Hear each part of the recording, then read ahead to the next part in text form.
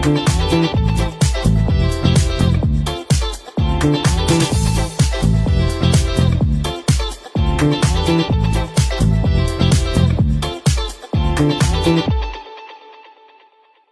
দুনিয়ার ছোট বড় খবর নিয়ে আমি অনুশ্রী শুরু করছি আপনাদের প্রিয় অনুষ্ঠান খেলা আর খেলা। ফুটবলের ডায়েরি নিবেদন করছে সংবাদ প্রতিদিন।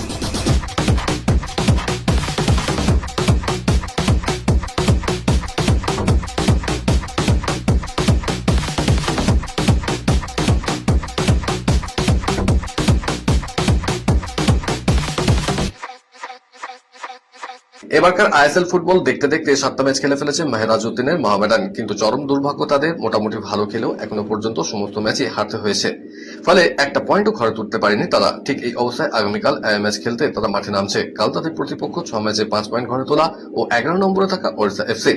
ম্যাচটা কলকাতায় হওয়ার কথা থাকলেও নির্বাচনের দরুন তা হতে চলেছে ওড়িশাতেই। কোচ মেহেরাজ সহ দলের সাদা কালো ফুটবলারদের এখন একমাত্র লক্ষ্য বাকি ম্যাচগুলোতে কিভাবে ঘুরে দাঁড়ানো যায়। ম্যাচ খেলতে আজ সকালে ওড়িশাতে পৌঁছে গিয়েছে তারা। বিকেলে হালকা অনুশীলন করে নিয়েছেন মোহামেডানের ফুটবলাররা। মোহামেডান কি পারবে আগামীকালের ম্যাচ থেকে কোনো পয়েন্ট ঘরে তুলতে? এটাই এখন হয়ে দাঁড়িয়েছে লাখ টাকা প্রশ্ন। আইপিএল এর মতো আইএসএলও জমে উঠবে, সঙ্গে স্থানীয় ফুটবলারদের অংশগ্রহণ টুর্নামেন্টকে আরো সমৃদ্ধ করবে বলে মনে করেন প্রাক্তন কেন্দ্রীয় ক্রীড়ামন্ত্রী অনুরাগ ঠাকুর।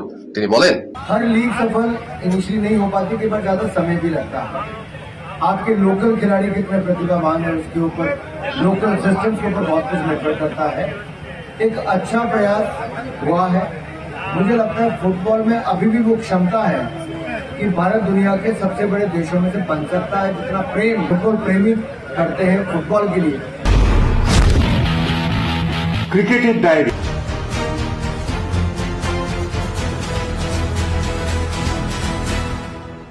বৃষ্টিতে ভেস্তে যাওয়া ম্যাচ থেকে পাওয়া 1 পয়েন্ট। 26-এর আইপিএলে আপাতত কলকাতা নাইট রাইডার্সের পারফরমেন্স এরকমই। এমনিতেই টুর্নামেন্টের আগে থেকে নানা কারণে জর্জরিত ছিল শাহরুখ খানের দল, তবু আশা ছিল বল গড়ালে খামতি মিটিয়ে চেনা ছন্দে ফিরবে 3বারের চ্যাম্পিয়নরা। ইডেনে লখনৌ সুপার জায়ান্টসের বিরুদ্ধে সেই সম্ভাবনা তৈরিও হয়েছিল, কিন্তু মুকুল চৌধুরীর ব্যাটিং তাণ্ডবে জয় ছিনিয়ে নেয় লখনৌ। তার মধ্যে 19তম ওভারে ক্যামেরন গ্রিন 16 রান দেন। অলরাউন্ডার হিসেবে গ্রিনের পেছনে 25 কোটি বিনিয়োগের যুক্তিটা কি সঠিক? শুধু গ্রিন কেন, বাকি বিদেশিদের অবস্থাও তথৈবচ।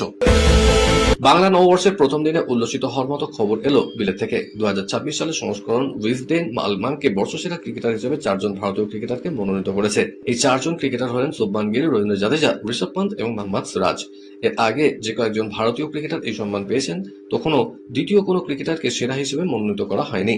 2025 সালে গ্রীষ্মে ইংল্যান্ডের সঙ্গে হাড্ডাহাড্ডি লড়াই করেছিল ভারতীয় দল। সিরিজের ফল হয়েছিল 2-2। প্রথম টেস্টে হেরে যাওয়ার পর ভারত হাল ছাড়েনি। অধিনায়ক শুভমান গিল সিরিজে 754 রান করেছিলেন। শুধুমাত্র এজবাস্টন টেস্টেই 2 ইনিংস মিলিয়ে রান করেছিলেন 430। সুতরাং গিলের নির্বাচন নিয়ে কোনো প্রশ্নই উঠতে পারে না। ডোপ পরীক্ষা দিতে হবে ভারতীয় ক্রিকেট দলের 2 সদস্য অভিষেক শর্মা এবং অক্ষর প্যাটেলকে। ন্যাশনাল অ্যান্টি ডোপিং এজেন্সি বা নাডা 348 জন খেলোয়াড়ের যে তালিকা প্রকাশ করেছে, তাতে রয়েছে টি20 বিশ্বকাপ জয়ী দলের এই 2 সদস্যের নাম। নাডার রেজিস্টার্ড টেস্টিং পুলে নাম থাকার অর্থ ডোপ পরীক্ষা দিতেই হবে। অভিষেক এবং অক্ষরকে তালিকায় অন্তর্ভুক্ত করা হয়েছে ভারতীয় দলের অন্য 2 ক্রিকেটারের পরিবর্তে। নাডা প্রথমে যে তালিকা প্রকাশ করেছিল তাতে নাম ছিল শ্রেয়স আয়ার এবং স্মৃতি মান্ধানার। নতুন তালিকায় ভারতের 2 সহ অধিনায়কের নাম নেই। ভারতীয় ক্রিকেটের সর্বকালের সেরা অলরাউন্ডার যদি কপিল দেব হন, তাহলে দ্বিতীয় স্থানে থাকবেন যুবরাজ সিং। আর যুবরাজের যেভাবে ক্যান্সারের মতো মারণ রোগ শরীরে নিয়ে 2011 বিশ্বকাপে ভারতকে জিতিয়েছিলেন, সেই উদাহরণ টেনে অনেকেই কপিলের থেকেও এগিয়ে রাখবেন বাঁহাতি অলরাউন্ডারকে। ক্রিকেট ছাড়া পরও যুবরাজের জনপ্রিয়তায় এতটুকু ভাটা পড়েনি। তবে সম্প্রতি এক পডকাস্টে যুবির মুখে একটি উত্তর শুনে অবাক হয়েছে সমাজ মাধ্যম। পাকিস্তান সুপার লিগের বদলে আইপিএল কে বেছে নেওয়ায় কেকেআর এর ক্রিকেটার ব্লেজিং মুজরাবানিকে 2 বছর নির্বাসিত করা হয়েছে। তবে এই নির্বাচনে ভবিষ্যতে আদৌ কোনো লাভ হবে না, এমনটাই মনে করেন আহমেদ শেহজাদ। পাকিস্তানের প্রাক্তন ক্রিকেটারের মতে পিএসএল এর গুণমান আরো বাড়াতে হবে, যাতে বিখ্যাত ক্রিকেটাররা খেলতে আসেন, না হলে আইপিএল এর কাছে বারবার হেরে যেতে হবে। কাদের নির্বাচিত করা হয়েছে বা কাদের করা হয়নি সেদিকে না তাকিয়ে আমাদের বৃহত্তর স্বার্থের কথা ভাবা উচিত। সবার আগে মনে রাখবেন, যারা আমাদের দেশে খেলেছে তারা হয়তো আইপিএল থেকে অবসর নিয়েছে, অথবা সেই লিগে তাদের আর কোনো গ্রহণযোগ্যতা নেই। যার ন্যূনতম সুযোগ রয়েছে সে ঠিক আইপিএলই বেছে নেবে। উদাহরণ হিসেবে তিনি তুলে এনেছেন ডেভিড ওয়ার্নার এবং স্টিভ স্মিথের কথা। বল বিকৃতি রুখতে বহু চেষ্টা চালিয়েছে আইসিসি। ধরা পড়লে ক্রিকেটারদের কড়া শাস্তি দেওয়া হয়েছে, নির্বাসিত করা হয়েছে। অথচ সেই বল বিকৃতিকেই বৈধতা দেওয়ার জন্য আইসিসির কাছে অনুরোধ করলেন ইংরেজ ক্রিকেটাররা। তিনি নিয়ম পুরোপুরি ভাঙার কথা বলেননি। তার মতে নিয়ম একটু পাল্টানো দরকার, যাতে ব্যাট এবং বলের ভারসাম্য থাকে। ইংরেজ ক্রিকেটার ডেভিড মালান বলেছেন, বল বিকৃতি বরাবরই এসছে, সেটাকে বন্ধ করার প্রচেষ্টা না করে সঠিকভাবে নিয়ন্ত্রণ করা দরকার। ঐতিহাসিকভাবে বছরের পর বছর ধরে ক্রিকেটাররা বল বিক্রি করতে গিয়ে ধরা পড়েছেন, এটা নতুন কিছু নয়। আমার মনে হয় বিষয়টা বৈধ করা উচিত, যেমন বল খোটাখুটির অধিকার দেওয়া উচিত। খেলার খবর আরো আছে, কিন্তু তার আগে নিয়ে নিতে হচ্ছে ছোট্ট একটা ব্রেক। সঙ্গে থাকুন।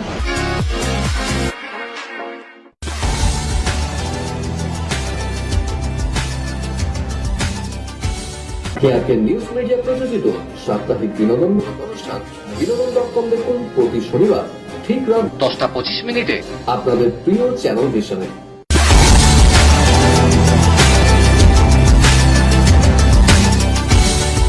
ব্রেকের পর যথারীতি আবার হাজির আপনাদের প্রিয় খেলা নিয়ে।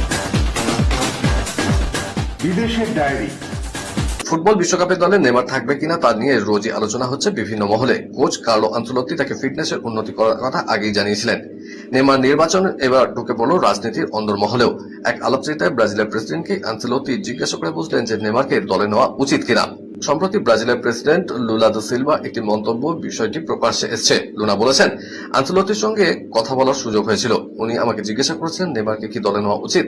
তিনি বলেছেন, দেখুন, যদি শারীরিকভাবে ফিট থাকে তাহলে ভালো খেলার ক্ষমতা ওর রয়েছে। আমি জানতে চাই নেইমার নিজে খেলতে চায় কিনা। ব্রাজিলের প্রেসিডেন্টের সাফ বার্তা, শুধু জনপ্রিয়তা দেখে দল নির্বাচন করা চলবে না। নেইমার খেলতে চাইলে পেশাদারদের মতো আচরণ করতে হবে। ক্রিস্টিয়ানো রোনাল্ডো, মেসি থেকে অনুপ্রেরণা নিতে হবে। জাতীয় দলে জায়গা করে নিতে হবে। এখনো খুব বেশি বয়স হয়নি, কিন্তু এটা যেন না ভেবে যায় যে নামের জোরে দলে জায়গা পাবে, সেটা অর্জন করতে হবে। 2014-15 মরশুমে মেসি নেইমারদের শেষ চ্যাম্পিয়ন লিগ জয়। তারপর কেটে গেছে এক দশকেরও বেশি সময়। বার্সেলোনা আর ক্লাব ফুটবলের সেরা ট্রফিটি ঢোকেনি। অবশ্য হ্যান্স ফ্লিকে কোচিং এ কাতালান ক্লাব যে ফুটবল খেলছে তাতে ঢোকা উচিত। অন্য ম্যাচে অ্যানফিল্ডে দেমবেলের জোড়া গোলে লিভারপুলকে 2-0 গোলে হারিয়েছে পিএসজি। 2 লেগ মিলিয়ে 4-0 গোলের ব্যবধানে জিতে সেমিফাইনালে জায়গা করে নিল লুই এনরিকের ছেলেরা। ক্যান্ডিডেটস দাবা মহিলাদের বিভাগ জিতলেন ভারতের আর বৈশালী। ফলে বিশ্ব চ্যাম্পিয়নশিপে লড়ার অধিকার পেলেন এই দাবাড়ু। চলতি বছরের শেষে চীনে জু ওয়েনজুর বিরুদ্ধে বিশ্বসেরা লড়াই রয়েছে তার। শেষ রাউন্ডে সাদা গুটি নিয়ে ক্যাটরিনা লাগুনকে হারিয়েছেন বৈশালী। প্রতিযোগিতার শুরু থেকেই ধারাবাহিকভাবে ভালো খেলেছেন বৈশালী। অথচ মেয়েদের বিভাগে তিনি দ্বিতীয় সর্বনিম্ন র্যাঙ্কে থাকা খেলোয়াড় ছিলেন। 2024-এ বৈশালী 7.5 পয়েন্ট নিয়ে যুগ্মভাবে দ্বিতীয় স্থানে শেষ করেছিলেন। এবার 8.5 পয়েন্ট নিয়ে প্রথম স্থানে শেষ করলেন। বৈশালী সম্পর্কে ভারতের দাবাড়ু আর প্রজ্ঞানন্দের দিদি। তার কোচ আর বি রমেশ বলেছেন, বিশ্ব চ্যাম্পিয়নশিপের জন্য যোগ্যতা অর্জন করা খুবই সম্মানের ব্যাপার। ও এতদূর এসেছে দেখে খুব ভালো লাগছে। বসনিয়া হার্জেগোভিনার কাছে ইউরোপিয়ান কোয়ালিফায়ারে প্লে অফে টাই ব্রেকারে পরাজিত হয়ে 2026-এর ফুটবল বিশ্বকাপের মূল পর্বে যোগ্যতা অর্জন করতে ব্যর্থ হয়েছে ইতালি। ফুটবলে 4 বারের বিশ্ব চ্যাম্পিয়ন দেশ ইতালি এই নিয়ে উপর্যুপরি 3 বার ফুটবল বিশ্বকাপের মূল পর্বে যোগ্যতা অর্জন করতে পারল না। 2018 পর 22 এবং 26 সালে। একদিকে ক্রিকেটে টি20 বিশ্বকাপে যোগ্যতা অর্জন করা, অন্যদিকে ফুটবল বিশ্বকাপের মূল পর্বে পরপর 3 বার যোগ্যতা অর্জন করতে না পারা সমগ্র বিশ্বের ক্রীড়াপ্রেমীর মনে জন্ম দিয়েছে এক অদ্ভুত প্রশ্নের। তবে কি ফুটবলের দেশ ইতালি ধীরে ধীরে ক্রিকেটমুখী হয়ে উঠছে? ফুটবলের থেকে মুখ ফিরিয়ে নিচ্ছে, নাকি ফুটবল ও ক্রিকেট দুটি খেলাতেই একসাথে পারদর্শী হয়ে উঠছে? সময়ই এর উত্তর দেবে। মাত্র 32 বছর বয়সেই অবসর ঘোষণা করে দিলেন ভিক্টর অ্যাক্সেলসেন। দুবারের অলিম্পিক্সের সোনাজয়ী ব্যাডমিন্টন খেলোয়াড় বেশ কিছুদিন ধরেই চোটে আঘাতে ভুগছিলেন। চোটে জর্জরিত হয়ে পেশাদার খেলোয়াড়ি জীবনে ইতি ঘোষণা করলেন অ্যাক্সেলসেন। 2 বার করে অলিম্পিক্স, বিশ্ব চ্যাম্পিয়নশিপ এবং অল ইংল্যান্ড খেতাব জিতেছেন তিনি। অ্যাক্সেলসেনের অবসরের সিদ্ধান্তে বিস্মিত হয়েছে ব্যাডমিন্টন মহল। তিনি জানিয়েছেন, পুরনো চোট বারবার সমস্যা তৈরি করাতেই খেলা ছাড়ার সিদ্ধান্ত নিতে হয়েছে। শেষ 2 অলিম্পিক্সে পুরুষদের সিঙ্গেলসে সোনা জিতেছেন। গত বছর অক্টোবরে ফরাসি ওপেনে শেষ খেলেছেন অ্যাক্সেলসন। তারপর থেকে চোটের জন্য কোর্টের বাইরেই ছিলেন। আইপিএল এর পরে বিশ্বের সবচেয়ে পুরনো ফ্র্যাঞ্চাইজি লিগ বিগ ব্যাশ। 2008 সালে শুরু হয়েছিল আইপিএল, আর 2011 সালে অস্ট্রেলিয়ার বিগ ব্যাশ। ক্রিকেট অস্ট্রেলিয়া মস্তিষ্ক প্রসিত। আইপিএল এ অংশ নেয় 10 দল আর বিগ ব্যাশে 8 দল। আর বিগ ব্যাশের সবচেয়ে সফল দল পার্থ স্কচার্স। 15 বছরে এই টুর্নামেন্টে 6 বার তারা চ্যাম্পিয়ন হয়েছে। ডিসেম্বর থেকে ফেব্রুয়ারির মধ্যে এই টুর্নামেন্ট চলে। 2025-26 মরশুমে বিগ ব্যাশ চ্যাম্পিয়ন হয়েছে পার্থ স্কচার্স। ম্যাচ চলাকালীন খুন হতে হলো রেফারিকে। ঘটনাটি ঘটেছে ইকুয়েডরের একটি ফুটবল ম্যাচে। খেলা চলাকালীন মাঠের মধ্যে ঢুকে পড়ে অজ্ঞাত পরিচয় দুষ্কৃতীরা। তারপরে দুষ্কৃতীরা গুলি চালালে তার রেফারি গায়ে গিয়ে লাগে। তৎক্ষণাৎ মাঠের মধ্যে লুটিয়ে পড়েন তিনি। তাকে হাসপাতালে নিয়ে যাওয়া হলেও বাঁচানো যায়নি। গত রোববার ইকুয়েডরের এল ওর প্রদেশের পাসাজেতে একটি ফুটবল ম্যাচে এই ঘটনা ঘটেছে। ম্যাচ পরিচালনা করছিলেন 48 বছরের জেভিয়ার ওর্তেগা। কলকাতার ডায়েরি। ফুটবল, ক্রিকেট সহ যে কোনো খেলা হোক না কেন ভালোভাবে সম্পন্ন করতে সবচেয়ে বেশি যারা অগ্রণী ভূমিকা পালন করেন তারা হলেন মাঠের মালিক।